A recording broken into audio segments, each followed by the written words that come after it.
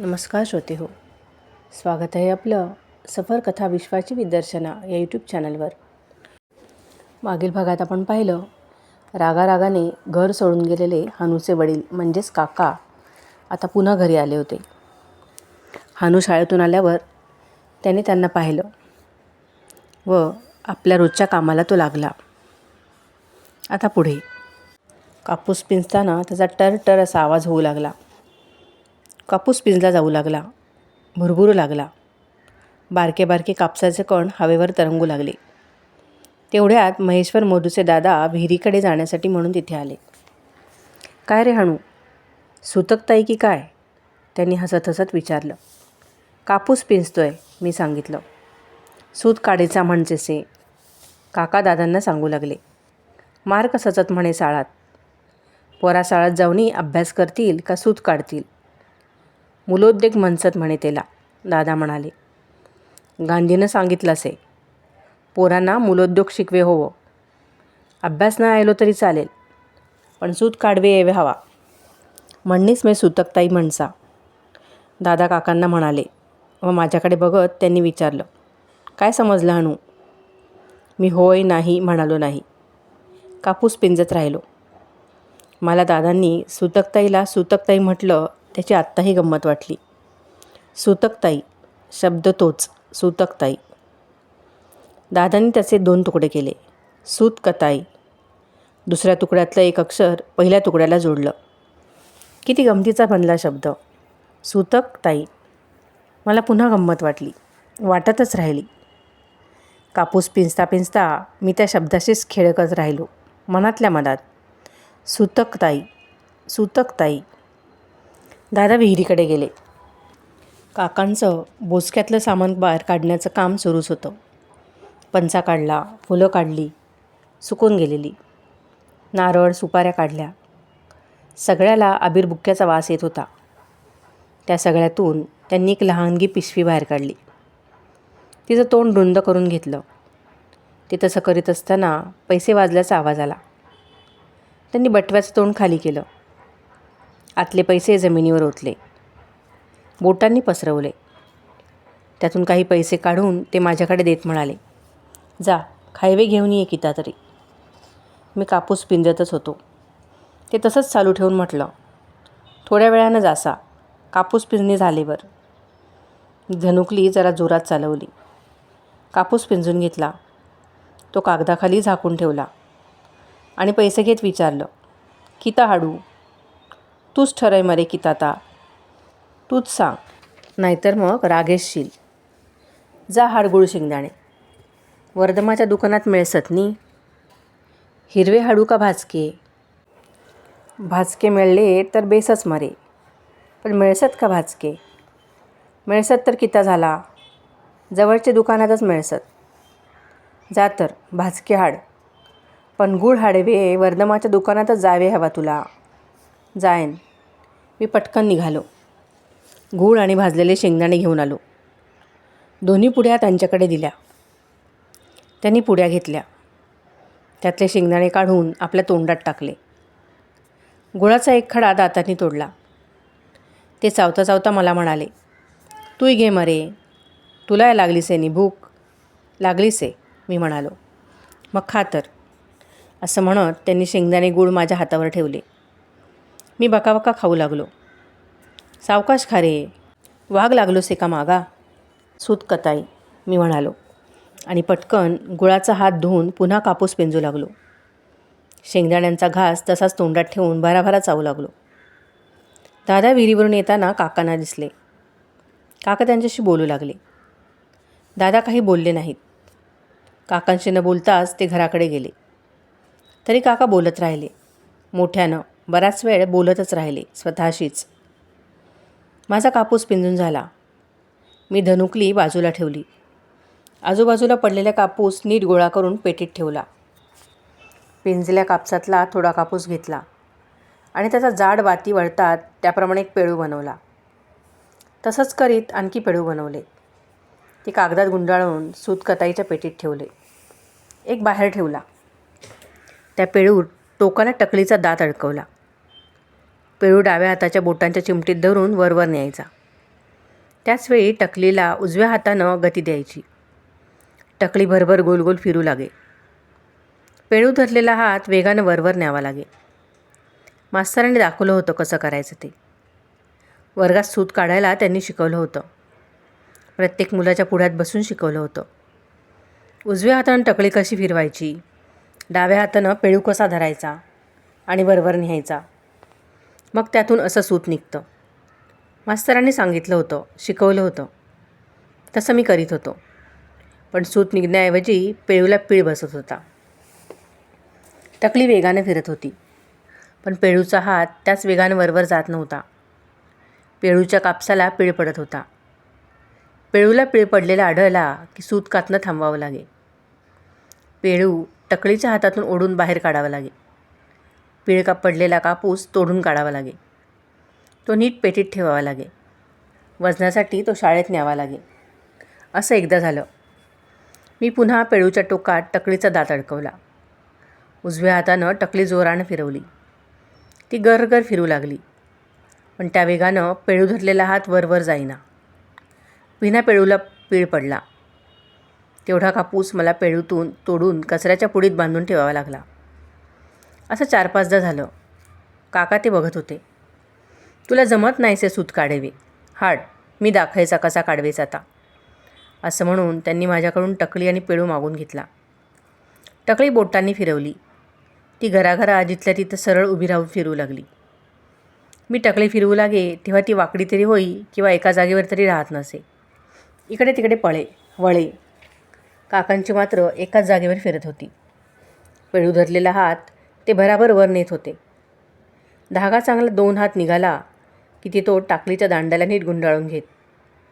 त्यांनी पुन्हा टकलीला गती दिली. ती गरगरू लागली. काकांचा पेळू धरलेला हात वरवर जाऊ लागला. पेळूतून पांढरं धोप सूत निघू लागलं, न तुटता. मला म्हणाले, दोन्ही हात एकदम हलवे हवे रे. उजव्या हातानं चाती फिरसेची, डाव्या हातान कापूस धरणी वरवर नेवेचा. दोन्ही हाताचं काम नीट जुळला की सूत निघसे भरारा. तुटत नाही. घे जाती आणि कापूस तुझे हारी, काडीत बेस. येवे हवा. शाळेत परीक्षा ससे म्हणचंस नी. मी टकली पेळू माझ्याकडे घेतला. टकली बोटांनी फिरवली. डावा पेळू धरलेला हात हळूहळू वगरीत वरवर नेऊ लागलो. न तुटता पेळूत पळी न पडता सूत निघू लागलं. काका थोडा वेळ इकडे तिकडे वावरले. मग मला म्हणाले, तू बेस सूत काढीत, मी फुला तुळशी घेऊन येसा. खावे की तरी करणारच नाही. उपीट थालीपीठ. त्यांनी पंचाचा शेव कमरेला खोचला होता.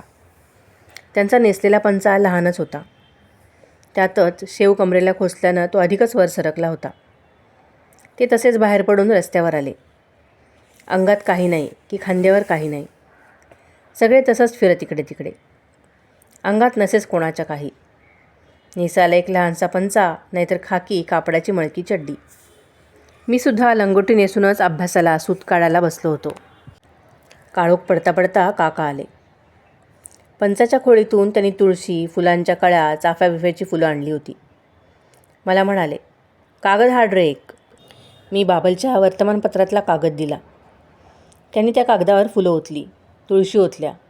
मला म्हणाले, जा रे, महेश्वराच्या आईकडनी एक पाट मागणी हाड. मी महेश्वराच्या आईकडून एक पाट मागून आणला. काकांनी तो भिंतीच्या मुळाशी ठेवला. त्यावर गंगाजलाचे गडू ठेवले. जमिनीवर ठेवलेले देवांचे फोटो ठेवले. पोथ्या ठेवल्या. पुन्हा काहीतरी त्यांना आठवलं. उठले आणि विहिरीच्या बाजूला गेले. आता आणखी काळोख झाला. मी सूत काढायचा थांबलो. दप्तर आवरलं. सूतकताईचं सामान आवरलं. आत माझ्या अभ्यासाच्या पेटीवर नेऊन ठेवलं. आतल्या खोलीत अगदीच दिसेनासं झालं. मी चिमणी लावली. उपीट करायला घेतलं. तांदूळ सुपात घेऊन थोडा थोडा उजेड असेल म्हणून ते निवडण्यासाठी पडवीत आलो. बाबल आला. त्याला पडवीवर देवांचे फोटो, फुलं, तुळशी, गंगाजलाचे गडू दिसले. त्यानं विचारलं, हे काय, कोणाचं? काकांचं, मी म्हणालो आणि तांदूळ निवडू लागलो. आलाय? त्यानं विचारलं धास्तावलेल्या स्वरात. होय, मी सांगितलं. कधीचा? मगाशीच आला मरे. आता कुठं गेला आहे? विहिरीकडे. तेवढ्यात काका तिथं आले. हातात झाडांची पानं, आंब्याचे टाळे. काका बाबल यांनी एकमेकांकडे पाहिलं. दोघे एकमेकांशी काहीच बोलले नाहीत. बाबल आत गेला. मीही तांदूळ निवडून आत आलो. कसली तयारी करतो आहे काका? फुलं, तुळशी बाबलनं विचारलं. गंगापूजनाची असणार, मी म्हणालो. गडू आणले नाहीत तीर्थानं भरून. घोळ घालणार आहेच दिसतं इथं. बाबल शर्ट काढून कुंटीला लावत म्हणाला. त्याला म्हणावं, काय नको इथं घोळ. ते काकांना बाहेर पडवीवर ऐकू गेलं असावं. ते तिथूनच मोठ्या आवाजात म्हणाले, नाका तर नाका. मी महादेव भटाच्या अंगणात तुळशीहारी करीन गंगापूजन. कायच नको तुझे उपकार. त्यांनी पाटावर भिंतीच्या मुळाशी मांडलेला मांड भराभरा उचलला आणि सगळं सामान घेऊन ते खळ्यात गेले. सगळं त्यांनी तुळशी वृंदावनाच्या मुळाशी ठेवलं आणि पुन्हा म्हटलं, मी एठा करीन पूजा. गंगापूजन, सत्यनारायण सगळं एठा करीन. मी गंगा हाडलीच रामेश्वराची. रामेश्वरापर्यंत जाऊन आला वाटतं. बाबल पंचाने सून रिकामी कळशी घेऊन विहिरीकडे जाताना म्हणाला. मी विस्तव पेटवला. उफीट करू लागलो. खळ्यातून काका बोलतच होते मोठ्या आवाजात. त्यांचं बडबडणं मला आत चुलीपर्यंत ऐकू येत होतं. माझं उफीट शिजत होतं. बाबल देवापुढं उदबत्ती लावून रामरक्षा मारुतीस्तोत्र म्हणत होता. काका बाहेर खळ्यात बडबडतच होते. माझे उफीट ढवळण्याचे पातळीचे आवाज, विस्तव फुंकरण्याचे फुफूचे आवाज, बाबलचा रामरक्षा म्हणण्याचा आवाज, काकांचा बडबडण्याचा आवाज, असे सगळे आवाज माझ्याभोवती फिरत होते. उफीट झालं. बाबलची रामरक्षा म्हणून झाली. मी फाळके घेतले. उफीट वाढू लागलो. आणखी एक फाळका घे मारे, बाबल म्हणाला. काकाला देऊन ये उफीट. मी केळीच्या फाळक्यावर उफीट वाढून घेतलं. तो घेऊन बाहेर खळ्यात आलो. काकांच्या समोर फाळका धरीत म्हणालो, काका उफीट हाडलासे, खाणार ससनी? काकांनी हात पुढं केला. फाळका घेतला आणि तिथं तुळशीच्या पुढ्यात बसूनच ते खाऊ लागले. आत आले नाहीत. मी घरात आलो. उफीट खाल्लं, आवरलं आणि अभ्यासाचं पुस्तक उघडलं. आता दोघांचं भांडण होणार की काय, मला भय वाटायला लागलं. उजाडण्याआधीच काका उठलेले समजले. पहाटेसच त्यांनी आंघोळ केली असणार. उजाडण्याआधीपासूनच त्यांचं स्तोत्र म्हणणं, पुरुषसूक्त म्हणणं, रुद्र म्हणणं बाहेरून ऐकू येऊ लागलं होतं. ते खळ्यात विहिरीच्या भोवती स्तोत्र म्हणत वावरत होते. बाबल उठला. आंघोळ पूजा करून भटपणाच्या कामांना गेला. मी उठलो. शाळेत गेलो. शाळा सुटल्यावर येऊन पडवीत उभा राहून बघतो तर तुळशीजवळचं काकांनी पूजा मांडलेली दिसली. पूजा झाली होती, कारण कलशावर फुलं, तुळशी यांचा ढीग रचलेला दिसत होता. गडू मांडलेले दिसत होते. त्या गडवांचीही पूजा झाली होती. फाळके ठेवलेले होते. त्यांच्यावर प्रसाद ठेवलेला होता. शेजारी एक पातेली होती. तिच्यावर एक फाळका झाकून त्यावर बारीकसं लाकूड ठेवून दिलेलं होतं. भोवती कावळे फिरत होते. काव काव करीत जवळ येत होते. प्रसादात चोचू घालू बघत होते. तोंडानं काहीतरी म्हणत काका त्यांना हाकलत होते. विहिरीवर पाणी नेण्यासाठी आलेल्या आजूबाजूच्या बायका कुतूहलानं सगळ्याकडे बघत होत्या. काका त्यांना प्रसाद वाटत होते. घे मग घे, गंगापूजन केलं आहे, सत्यनारायणाची पूजा केली आहे, घे प्रसाद. त्या बायका प्रसाद घ्यायला पटकन हात पुढं करीत नव्हत्या. उघड्यावर केलेली पूजा, तिथंच उघड्यावर ठेवलेला प्रसाद बघून त्यांना इच्छा होत नसावी. काका त्यांना पुन्हा म्हणत होते, अगो प्रसाद असा तो, घेवा. बायका मग हात पुढं करून तो घेत होत्या, खाऊन टाकत होत्या. जाणाऱ्या येणाऱ्या पुरुषालाही काका प्रसाद वाटत होते. आयलोस तू? मी दृष्टीला पडताच त्यांनी विचारलं. लगेच म्हटलं, हो घे, तुला आहे प्रसाद. भूक लागली सेलनी, असं म्हणत त्यांनी पातळीवरचं फाळक्याचं झाकण काढलं. त्यातला प्रसाद लाकडाच्या एका सळप्यानं फाळक्यावर वाढला आणि मला म्हणाले, हो घे, टाक खावणी. आधी हातपाय धुसा, मी म्हणालो. मग धु हातपाय, आधी खा. आंघोळ झाली की तुळशी घाल सत्यनारायणाला. मला भूक लागलीच होती. मी काकांनी दिलेला प्रसाद घेतला आणि तिथं पडवीवर बसूनच खाऊन टाकला. फाळका टाकायला विहिरीकडे जाताना काकांना विचारलं, काका प्रसाद कोणी केलो? मी केलो मरे, काका म्हणाले. मला काय प्रसाद करवे येत नाही का किता? गंगापूजन सत्यनारायण करवेचो असा मी एकदा ठरयला आहे नी. मी जा ठरयला आहे तर करणार म्हणजे करणार. की केलोस मी विचारलं. घरातच केलो मरे त्यांनी सांगितलं आणि विचारलं. दुपारच्या जेवणाचा किता तरी करणारसस नी. भात करणारसा मी म्हणालो. आज नका करू काका म्हणाले. ब्राह्मण सवाशीन सांगितलीच आहे जेवे सत्यनारायणाची. परशुराम साठो आणि त्याची बायको लक्ष्मी येईलच आता रांधेवे. ती रांधील वरण भात भाजी. गोडाचाही करेल काहीतरी. तू न्हावून ये लवकर. मी भाजी बिजी घेसा किता तरी म्हणत ते रस्त्याच्या दिशेने गेले. इकडे कावळ्यांनी प्रसादाच्या पानांवर झडप घातली. काव काव करीत सगळा प्रसाद इकडे तिकडे उधळून दिला. टोचा वासून खाऊही लागले. मी आंघोळ करून कळशी भरून आणली. तोवर लक्ष्मी भटीन आलीच. मी आणलेल्या कळशीतलंच पाणी घेऊन तिनं पाय धुतले. सोवळ्याचं लुगडं नेसली. सोवळ्याची चोळी घातली आणि मला म्हणाली, चूल पेटवते. लाकडं सुकी तरी आहेत ना का ओलीच? सुकी आहेत मी म्हणालो. चल तर दाखव चूल. मी तिला आतल्या खोलीतली चूल दाखवली.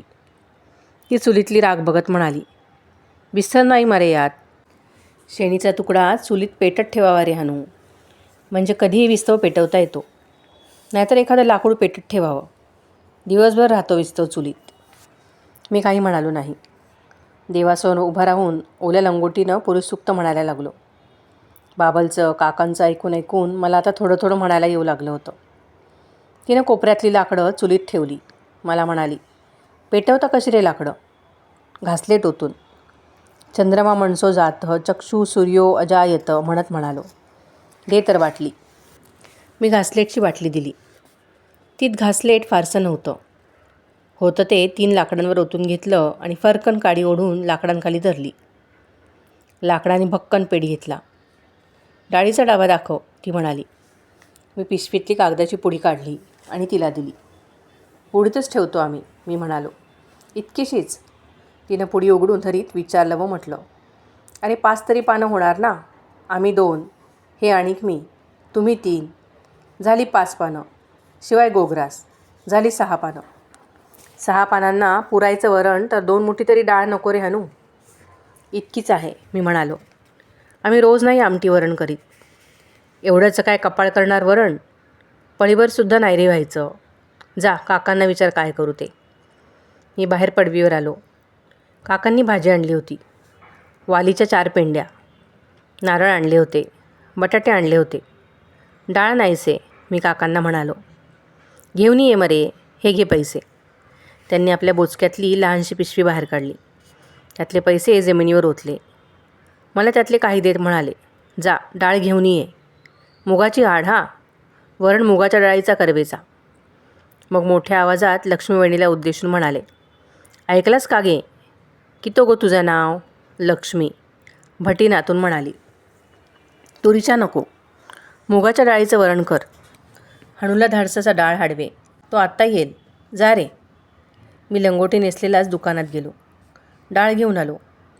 वेळ सो लागलो रे काकांनी विचारलं. वर्धमाचे दुकानात नव्हती मुगाची डाळ. बांदेकराच्या दुकानात जावे लागला. जा दे वहिनीला. मी डाळीची पुडी दिली. तिनं पुडी उघडली. पातेली रे तिने विचारलं. 5-6 पानांचं वरण होईल अशी पातेली दे. इथं दिसत नाहीत कुठं. मोठी पातेली नाही मी म्हणालो. मग कशात करू वरण? ती म्हणाली. मोठी पातेली हवी, मागून आणतो. मी बाळू महेश्वरच्या घरी गेलो. त्यांच्या आईला म्हणालो, वहिनी एक पातेली दे. कशाच रे पातेली? तिनं विचारलं. वरण करायला. तू करणार? साठे वहिनी आली आहे सवाशीण म्हणून. ती रांधते आहे. 6 पानांचं वरण शिजवायला पातेली नाही आमच्याकडे. म्हणाली, घेऊन ये मागून कुणातरीकडून. तिनं पातेली दिली. मी ती आणून दिली. कुठं मिळाली? महेश्वर मधूच्या आईनं दिली मी सांगितलं. तिनं पातेली आपल्या हाती घेतली. पुरेल म्हणाली. तिनं पुढीतून डाळ काढून घेतली. ती धुतली आणि चुलीवर ठेवण्यासाठी चुलीपुढं बसली. विजली मरे लाकडं ती म्हणाली आणि डाळ धुऊ लागली. ते करता करता मला म्हणाली, लाकडं पुढं सारून मार रे जरा फुंकर हनू, पेटवून दे विस्तव. मी विजत आलेली लाकडं पुढं सरकवली. काही निखारे चुलीत होते. ते एकत्र केले आणि फुंकडी घेऊन फुफू करीत लाकडांवर वारा घालू लागलो. लाकडं पुन्हा पेट घेऊ लागली. लक्ष्मीवहिनीनं वरण शिजत ठेवलं आणि विचारलं, वेलाची चूल नाही का रे वापरीत तुम्ही? नाही आहे, मी म्हणालो. म्हणजे एक एक पदार्थ रांधत बसायला हवं. कितका वेळ लागणार आहे रामेश्वर जाणे. थोडा वेळ ती गप्पशी बसली. मग चुलीतली पेटती लाकडं मागं ओढून घेत तिनं विचारलं, भातास तरी आहे का रे मोठं पातेलं? नाही आहे, मी म्हणालो. घेऊन ये तर. 6 पानांचा भात व्हायला हवा. मी पुन्हा महेश्वरच्या घरी गेलो. वहिनी, भातास पातेलं केवढंसं देऊ? तिनं विचारलं. 6 पानांचा भात रांधायचा. 5-6 ब्राह्मण सांगितले का काय काकांनी? नाही, आम्ही 3, ती दोघं. ब्राह्मण सवाशीण आणि गोगरास, मी सांगितलं. तिनं मोठी पातेली फळीवरून काढली, मला दिली. ही घे. मी लक्ष्मीवहिनीला म्हणालो, कुठून आणलीस? महेश्वरच्या आईकडून. मी तिथं थोडा वेळ थांबलो आणि विचारलं, आणखी काय करू? आणखी ना पाणी आणून दे कळशीभर, ती म्हणाली. आणि तिनं विचारलं, तुमच्याकडे एवढी एकच कळशी का रे? ती एवढीशी? अरे तांब्यासुद्धा मोठा असतो. तू आहेस पाणी द्यायला म्हणून, नाहीतर माझे पाय मोडले असते विहिरीवरून पाणी आणून आणून. जा घेऊन ये. मी पटकन कळशी भरून आणून दिली. मला बरं वाटत होतं सगळी कामं करताना. आयतं जेवायला मिळणार होतं म्हणून. वरणात घालायला खोबरं आहे का? मी कातून घेते. नारळ तेवढा दे फोडून, ती म्हणाली. मी पडवीवर येऊन काकांना म्हणालो, वरणात घालावे खोबरा. हो घे मारे नारळ. त्यांनी पूजेतला एक नारळ बाहेर काढला आणि म्हटलं, हो घे. फोडवे येसे का तुला? का हातावर मारणे घेशील कोयतो? नाही, येसे फोडवे, मी म्हणालो. नारळ आणला, फोडला, तोंड वर केलं. नारळाला चीर पडली होती. तिथून पडणारं नारळाचं पाणी उंच धरून गटागटा प्यालो. नारळाची 2 वडी केली आणि वहिनीला आणून दिली. तिने विळी घेतली.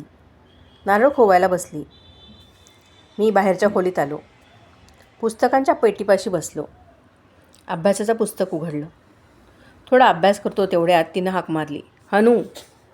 मी बसला जागेवरूनच विचारलं, काय? अरे तांदूळ दाखव मरे कुठं ते. मी तांदळाची पिशवी काढून तिला दिली. तांदूळही पिशवीतच काय रे? डबा नाही? नाही. तिने तांदळाच्या पिशवीत हात घालून बघितलं आणि म्हटलं, इतकेसेच तांदूळ? कोणाच्या रे पोटास पुरायचा भात? मी काही म्हणालो नाही. जा काकांना सांग, जा तांदूळ द्या म्हणावं भातासाठी. थांबली आणि म्हणाली, सत्यनारायण घालायचा, गंगापूजन करायचं, ब्राह्मण सवाशीण जेवायला बोलवायची, रांधायला सवाशीण बोलवायची, तर सगळं सामान नको का रे घरात? पातेली मागितली, मागून आणली. डाळ मागितली, दुकानात पळाला. आणि तांदळाचं काय? जा विचार काकांना. मी अभ्यास थांबून बाहेर आलो. काका, मी हाक मारली. ते आता विहिरीकडे काहीतरी करीत होते. किता रे? त्यांनी तिथूनच विचारलं. तांदूळ भात कर्वे वहिनी मागसेसे, मी म्हणालो. घरात नाही सत का? सत, पण तितके पुरेचं नाही म्हणसे ती. कितके सत? सतील पावशेर. हाडवे हवे दुकानातील. पैसे दे, मी जाऊन येसा. ते पुन्हा पडवीवर आले. त्यांनी पुन्हा बोचक्यातून नोट काढून मला दिली. कितके हाडू? कितके हाडशील? 6 पानापुरतो तरी भात होयवे हवो. जा हाड, जा शेरभर केम मिळले तर.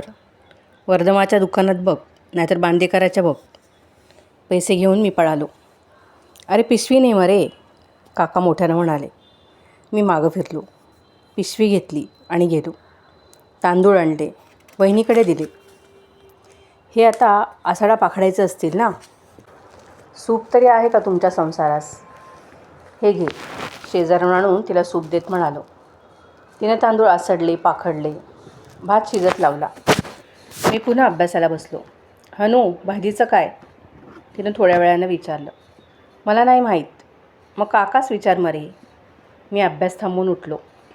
बाहेर येऊन काकांना हाक मारली. म्हटलं, काका भाजीला कितासे? वहिनी विचारसेसे. वालीसत नि त्या? त्यांनी विहिरीवरून विचारलं. के पडव्यावर रे. ते दोन्हीवर कपडे धुता धुता मोठ्या आवाजात म्हणाले. दिसत नाहीसत का तुला? का डोळे फुटले? काकांचा आवाज चढला. मी पटकन पडवीवरच्या वालीच्या शेंगा उचलल्या आणि आत आणून वहिनीकडे दिल्या. या घे. ही भाजी चिरायला बसली. मी अभ्यासाच्या पेटीशी. थोड्या वेळानं तिनं हाक मारली. काय गे? मी बसल्या जागेवरूनच विचारलं.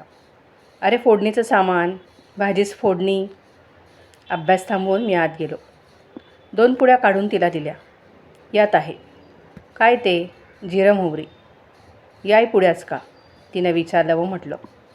अरे सगळंच का कागदाच्या पुड्यात ठेवता तुम्ही? डबे बिबे नाहीतच का? नाहीत, मी म्हणालो. घाल त्यातूनच. पुन्हा ठेव पुड्या बांधून तशाच. तिनं भात उतरून ठेवला. भाजी फोडणीला टाकली. मला फोडणीचा सर्र आवाज ऐकू आला. काकांचे कपडे धुवून झाले. ते त्यांनी पडवीत वाळत घातले आणि आत येत विचारलं. किता किता राणी झालो गो तुझा? वरण झालं, भात झाला, भाजी झाली. गोड काय करू ते सांगा म्हणजे झालं. ब्राह्मण सवाशीण जेवायची. देवाला नैवेद्य दाखवायचा म्हणजे गोड का कतरी हवं. खीर मगो, काका म्हणाले. तांदळाची खीर कर. मग त्यांनी मला विचारलं. तांदूळ सतनी रे मगाशी हाडलेसे ते? सत पिशवीतच. दे तर ते तिला. मी खुंटीची पिशवी काढून दिली. भात झाल्यानंतरच खीर. एकाच चुलीवर करायचं काका सगळं. चुलीला वैलसुद्धा नाही. उशीर होणार हा सगळं रांधपा व्हायला. मी तुला दुसरी चूल करवीन देसा मगो, काका म्हणाले आणि बाहेर गेले. 3 दगड घेऊन आले. ते मांडून दुसरी चूल तयार केली. म्हणाले, ह्याच्यावर ठे आता एक पातेला. भाताचा नाही तर खिरीचा. पातेला कुठं आहे पण? त्याने विचारलं आणि लगेच मला म्हणाली, हनू जा रे, आणखी एक पातेला आणू मागून. मी पुन्हा अभ्यासावरून उठलो. महेश्वराच्या आईकडे गेलो. काय रे हवं आता? आणखी एक पातेलं. ते कशास? खीर करायला. तिनं पातेलं दिलं. म्हणाली, 3 नेलीस हा तू पातेली. घासून नीट परत आणून द्यायची. हं, मी म्हणालो आणि पातेलं आणून वहिनीकडे दिलं. पुन्हा अभ्यासाला बसलो. तिनं दगडांचा चुलीत विस्तव केला. लाकडं पेटेनात. मला म्हणाली, जरा लाकडं फूक रे हनू. मी अभ्यासाचा उठलो आणि लाकडं फुंकू लागलो. बाबा आला. त्यानं पैरण काढून खुंटीला ठेवली. त्यात आता रांधप करणारी साठीभटीन दिसलीच. 2-4 पातेल्या चुलीपुढं दिसल्या. पहिल्या चुलीच्या शेजारी दुसरी चूल दिसली. हे काय? बाबांना मला विचारलं. रांधते ती, मी सांगितलं. काकानं सांगितलं. आणि तो कुठं आहे? हायता काय खळ्यात? कोण कोण सांगितलं नाही जेवायला? बाबांनं हलक्या आवाजात विचारलं. परशुराम साठे आणि त्याची बायको, ब्राह्मण सवाशीण. तांदूळ डाळ नव्हती. तो आणखी हळू आवाजात म्हणाला. मी आणून दिली.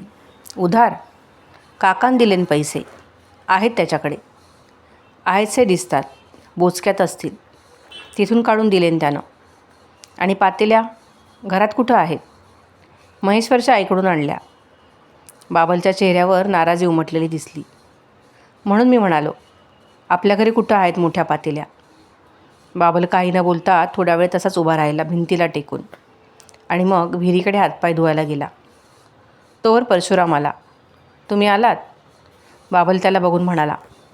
काकांचा हुकूम, तो मोठ्या आवाजात म्हणाले, सत्यनारायण आणि गंगापूजन. ब्राह्मण सवाशीण जेवायला या. ही पुढे आली आहे. रांधायचं बघत असेल आत. म्हणत परशुरामानं खाली जमिनीवर बैठक मारली.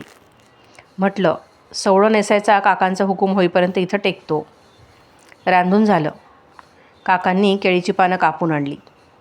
ती माझघरात मांडली. स्वतःच पानं वाढली. परशुराम त्याची बायको पानावर बसले.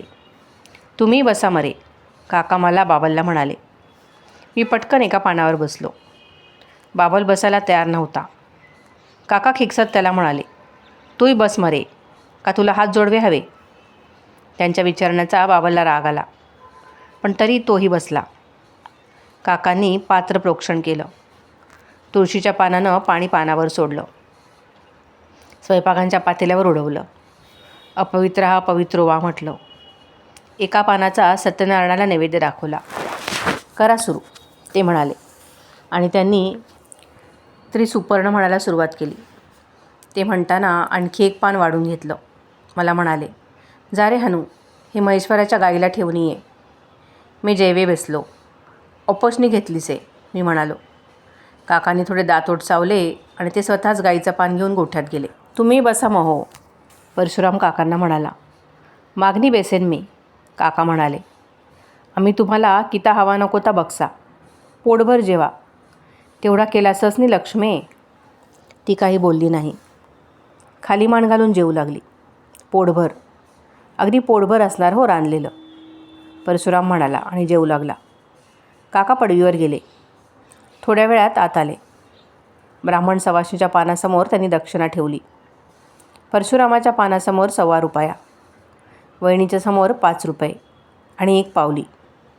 दोघंही काकांकडे बघतच राहिली. असा किता रे बघसस माझे हरी परशुरामा, काकांनी म्हटलं.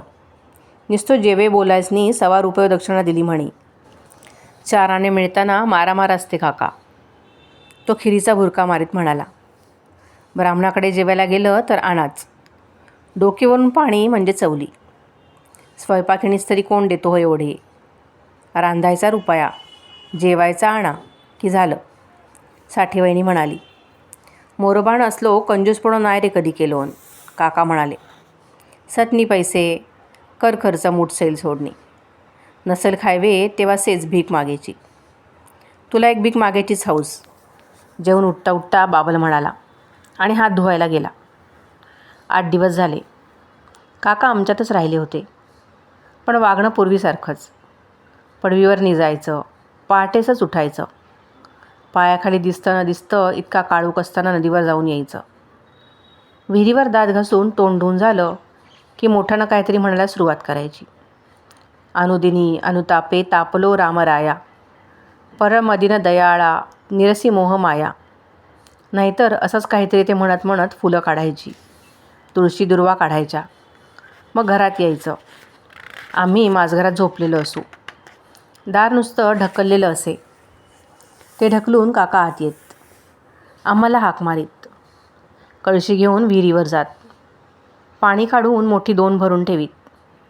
स्वतः आंघोळ करीत. पूर्वीप्रमाणेच डोक्यावर पाणी पडलं की त्यांचं ओम सहस्र शीर्षा पुरुषाः सहस्राक्षम सहस्रपादम सुरू होई. अगदी मोठ्यानं ते बराच वेळ म्हणत राहत. तुळशीजवळ बसून नाही तर फेऱ्या मारीत पुष्कळ वेळ त्यांचं म्हणणं चाले. ते आटोपत आलं की ते पडवीवर येत. देवांच्या फोटोंना फुलं घालीत.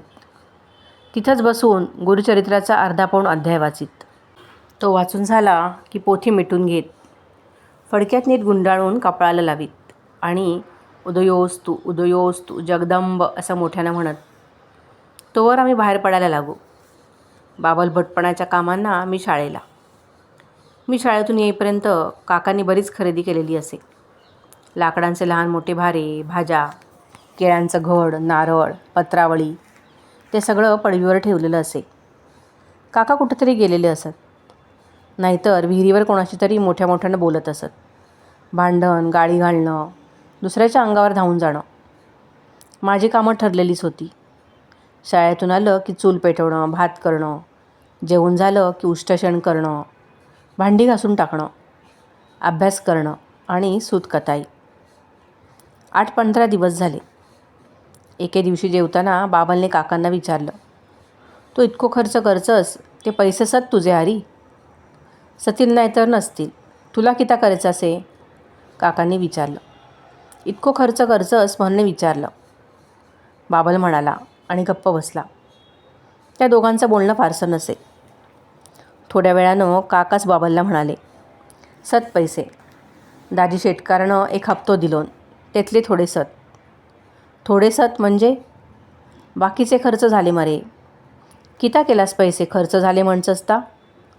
तीर्थयात्रा करणी आयलो, रामेश्वराला जाऊन आयलो. तुझा आपला एकच, तीर्थयात्रा तीर्थयात्रा आणि तीर्थयात्रा. रामरायानंच सांगितलं रे ससा, त्याला मी तरी किता करणारसा आणि तू तरी किता करणारसस. यावर बाबल काही म्हणाला नाही. बऱ्याच वेळाने म्हणाला, थोडेसत पैसे ते दे मला. कितेला? मला हवेसचचे. तीर्थयात्राच करायची नी. बाबलनं थोडं रागानं म्हटलं. दुसरं किता खर्च नाहीच का मला? काकांनी आवाज चढून विचारलं व म्हटलं, कोर्ट कज्जे सुरूच सतनी. आता कसले उरले कोर्ट कज्जे? झळमा संपला, सुरलं संपला, बाबल म्हणाला. काय एक संपला नाही, समजला? काय एक संपला नाही. काका तसाच आवाज चढवून म्हणाले, सगळा से. झोळमेत गावी हिस्सोसे माझो. सामायिक जमिनीत वाटोसे, तो नाही विकलो मे. मी विकलो फकस्त कुळ हक्क. धडे वाटप करणी घेणार सामे. भाळ्या भटान आपला करणी घेतला. तिला त्याचे वाटेची जमीन मिळली. मला हवी माझे वाटेची. ता काम कोर्टात से. 90 प्रतिवादी सत मरे. लहान का काम से ता. किती वर्षा लागतील आणि कितको पैसा लागेल त्या रामरायालाच माहिती. पण मी सोडणार नाही सा. जोडमेचा ठिकाण दाजी शेतकऱ्याला विकला म्हणजे मीच बाहेर झालो जोडमेतून असा नाही. मी ते हा पुन्हा नवा ठिकाण उभा करीन. आणि सुरलाला किता से. त्या आहे से. वाडवडिलांच्या जमिनीत माझो काय एकच वाटो नाही का. तो नका मला मिळवे. का सगळा सीतारामाला आणि गोपाळालाच खायवे देव मी गब्बसो सगळा सोपला म्हणी. तू म्हणशील मरे गब्बेस असा. पण मी का तयार सा गब्बसे वे.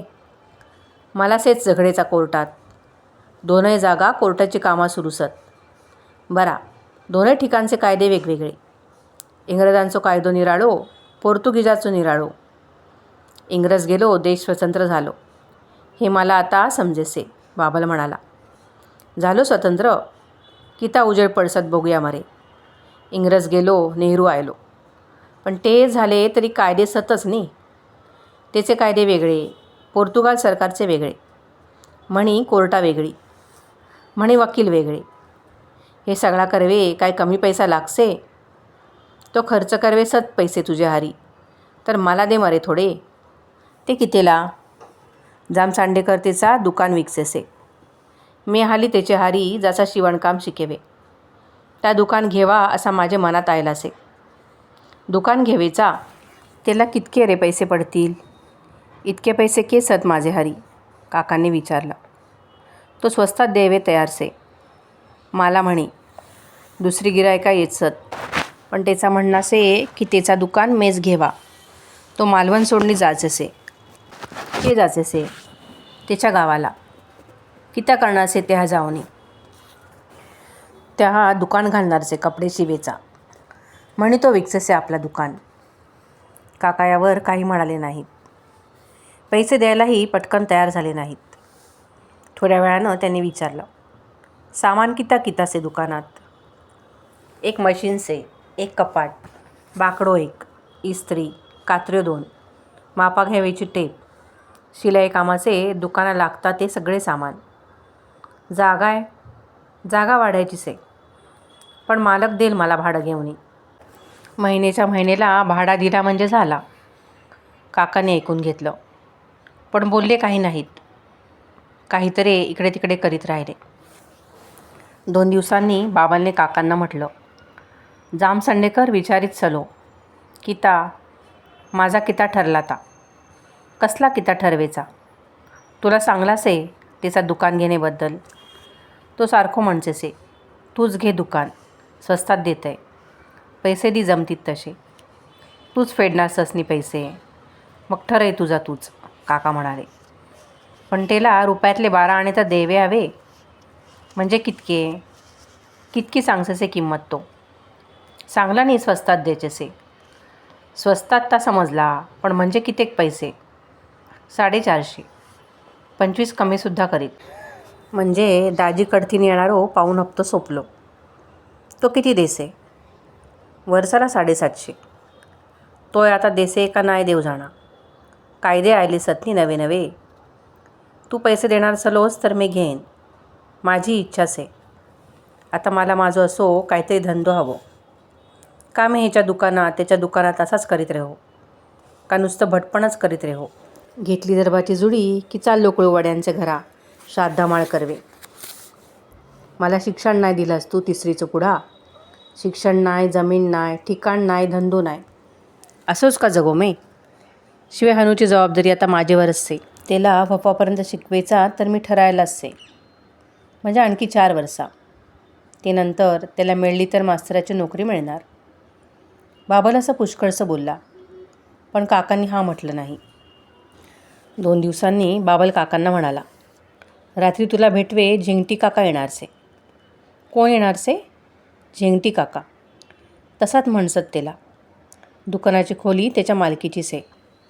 किता करणारसे एठा येऊनी. तुझे वांगडा बोलणारसे किता तरी. मी अभ्यासाच्या पेटीपाशी बसून अभ्यास करीत असताना ऐकत होतो. मला वाटलं बाबलनं सांगितलेले नाव किती गमतीदार आहे, झेंगटी काका. 2 दिवसांनी रात्रीचा झेंगटी काका आला. बाबलनं काकांना म्हटलं, काका काका आयलोसे, तुझ्याशी बोलणारसे किता तरी. बोला दे मरे त्याला. कोणी धरलांचे त्याचा तोंड. विडी पेटवीत काका म्हणाले. झेंगटी काकानं खाकरल्यासारखं केलं आणि म्हटलं, काकांनू. हं. काका विडी पेटवीत म्हणाले, बाबलान तुमका सांगल्यान हा मा. कशा बदलता ते तरी कळा दे. दुकान घेवेचा म्हणता हा तो. घेऊ दे मरे. तुम्ही पैसे दिल्याशिवाय कसा घेतलो तो दुकान सांगा बरा. जामसंडेकर चल्लो हा त्याच्या गावा. तो बाबलाक म्हणता हा माझा दुकान घे. मी ते का ताच म्हणतंय. मगे तूच दी मरे ते का पैसे. असा कसा म्हणतेस काकानू तुम्ही. तो झील तुमचो. माका माहिती हा सगळा. त्याचा शिक्षण नाही झाला. तू खय खय फिरत रावलास या गावाक त्या गावाक. मी काय रिकामचो टास आहे म्हणान फिरत रवतंय का काय. काकांनी आवाज चढवला. तसा नाही हो काकांनू. झेंगटी काकानं स्वर थोडा बदलला आणि म्हटलं, तुझी परिस्थिती कशी झाली माहिती हा माका. पण आता झाला. पुढलो काहीतरी विचार करू खयो का नाही. पुढलो म्हणजे पोरांचो. रामराया करीत त्याचा विचार. राम तर असाच मग हो. त्याच्या किरपेशिवाय काय पण पान हलायचा नाही झाडाचा. पण सगळा तेवर सोडून चाललं कसा. तुम्ही ते का दुकान घेवक पैसे द्या अशी माझी विनंती हा तुमका. मी ते एका दुकानाचो जागो भाड्यान देतलंयच. माझा सांगणं इतक्याच की पुन्हा अशी संधी येऊची नाही. जामसंडेकरा काय वाटता आपला दुकान बाबललाच देव जा. मा काय वाटता त्या बाबललाच घेवचा. बरा किंमत किती कमी सांगता हा. अधिक किंमत देवन घेवक लोक तयारसत. गिरायकाका तोटो नाही हो काकांनू. आमची खटपट बाबलचो काहीतरी फायदो होवचो आणि त्याच्या पोटापाण्याची काहीतरी सोय व्हायची इतकीच असा. झेंगटी काका बोलायचा थांबला. काकाही काही न बोलता विडी ओढीत बसले. थोडा वेळ कोणी काही न बोलता गेला. मग झेंगटी काका उठला. निघता काकांना म्हणाला, विचार करा काकांनू. माझी इच्छा काय ती सांगलंय. चलतंय मी या. दुसऱ्या दिवशी काकांनी बाबाला विचारलं, कितके पैसे हवेत सत तुला. जामसंडेकराला 400 तरी देवे हवे. देसामे काका म्हणाले. पण माझे मला परत करवे हवे तू आता मिळणारसच पैसे. मला पैसे लागसत. कितीला लागसत तर सांगलास आहे तुला. माझो तीर्थयात्रा मी बंद करणार नाही. कोर्टातले कज्जे खटले मी बंद करणार नाही. बाबल काही म्हणाला नाही. काकांनी बोचकं उलगडलं. त्यात एका पंचाच्या गाठीत ठेवलेल्या नोटा काढल्या. 400 नोटा बाबलला दिल्या. उरलेल्या नोटा पुन्हा तशाच पंचाच्या गाठीत बांधून ठेवत म्हणाले, इतकेच उरले रे माझे हरी. वकिलांनाच कितके पैसे द्यावे लागसत. 2-3 दिवसांनी देवाचं बोचकं घेऊन काका निघून गेले. बाबल म्हणाला, गेला असणार भटकंतीला, पण सांगून जाणार नाही. बाबल आता सकाळी पूजांना किंवा भटपणाच्या कामांना जाण्याऐवजी त्याच्या दुकानात जाऊ लागला. रोजच्यापेक्षा लवकरच उठू लागला. तोंड धुवून विहिरीकडच्या झाडांची फुलं काढू लागला. आंघोळ करून येताना मोठ्या आवाजात अन्नासाठी दाही दिशा आम्हा फिरविशी जगदिशा म्हणू लागला. मोठ्यानं म्हणत पूजा करू लागला. सगळं लवकर आटपायचं. मी शाळेत जाण्याआधी तो दुकानावर जाण्यासाठी घराबाहेर पडायचा. म्हणायचा, जामसंडेकर 7 वाजता दुकानाच्या फळ्या उघडून बसे. दुकानात काम असो की नसो. दुकान 7 पासून उघडं हवं. तसंच मी करणार आहे. चालत जायला अर्धा तास. दुकानात जाण्याआधी दत्ताच्या देवळात. तिथं 5 मिनटं. बरोबर 7 वाजता मी दुकानात हजर असतो. हे लोकांना माहीत व्हायला हवं. धंदा करायचा, दुकान चालवायचं तर शिस्त हवी. आज 7 वाजता दुकान उघडलं तर उद्या 8 वाजता, परवा 9 वाजता असं चालत नाही. धंदा करून यशस्वी झालेले लोक शिस्त पाळतात. हे मी वाचलं आहे मरे मासिकातल्या लेखातून. वाचायचं ते काय वाऱ्यावर सोडून द्यायला. त्यापासून काहीतरी शिकायचं असतं माझ्यासारख्यानं. बाबल सकाळी दुकानात जाई, तो दुपारी जेवायलाच येई. मी शाळेतून आलो की रोजच्यासारखी भात आमटी करी किंवा भात सोलकढी करी. बाबलची वाट बघीत अभ्यास करीत बसे. बाबल आला की जेवायचं. जेवला की बाबल लगेच निघून जाई. घरी थांबत नसे. ऊन असो की पाऊस, जेवून झालं की लगेच निघून जाई. मी एकटाच घरी असे. शाळेत जाण्याची वेळ होईपर्यंत अभ्यास करीत बसे. अभ्यास करायला मला आवडू लागलं होतं. सकाळी दिलेला अभ्यास दुपारीच करून टाकायचा. संध्याकाळी दिलेला रात्री. दुसऱ्या दिवसासाठी ठेवायचा नाही. धडे वाचायचे, उत्तरं लिहायची, पाठ करायची, कविता पाठ करून टाकायच्या, मोठ्यानं म्हणायच्या. प्रश्नांची उत्तरं लिहिली, तीही मोठ्यानं पाठ करून टाकायची. पुन्हा पुन्हा पाठ करीत राहायची. सूतकताईचा अभ्यास असेल तर तो करून टाकायचा. कापूस साफ करून टाकायचा. सरकी काढून टाकायची. त्याच्या वेगवेगळ्या पुड्या करायच्या. इतकं सगळं झालं तरी शाळेत जायची वेळ होत नसे. पडवीत जायचं. ऊन किती झालं ते बघायचं.